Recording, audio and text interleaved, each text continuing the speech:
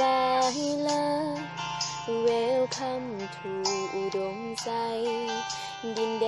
นอุดมวิไลพระเจ้าสิ่งคำแห่งนี้ผู้ทาสงามตาดินแดนใบสาพันปีน้ำกัดไหลเย็นทั้งปีผู้คนมากมีน้ำใจ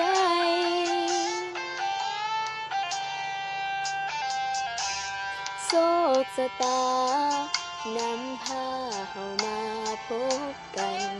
สองเฮาเคยฝากสัมพันธ์หมายมันเป็นคู่เคียงกายอ้ายเอ่ยว่าจ้าว่าอยากเป็นเคยเมืองใสคำนั้นยังจำฝังใจแต่อ้ายจากไป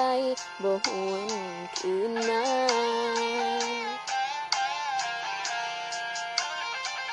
สาวเผ่ากะหมู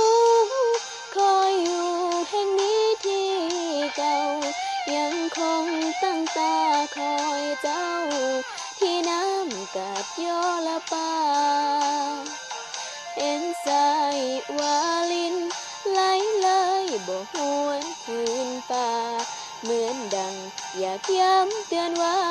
คนจากลาอาจบ่หวนคืนน้ำกัดยังคงไหลลิ้นจากป่าแต่คนที่ให้สัญญาบ่มีวี่แววเต่าคืนน้ำเปลี่ยนใจป่าย่านเวลาเปลี่ยนคนเป็นอื่นอย่าปล่อยให้นอนกำกืนหีบคืนมาทวงสัญญาอุดมใจยังคอยท่าน้ำกัดยอละปาคอยเจ้าก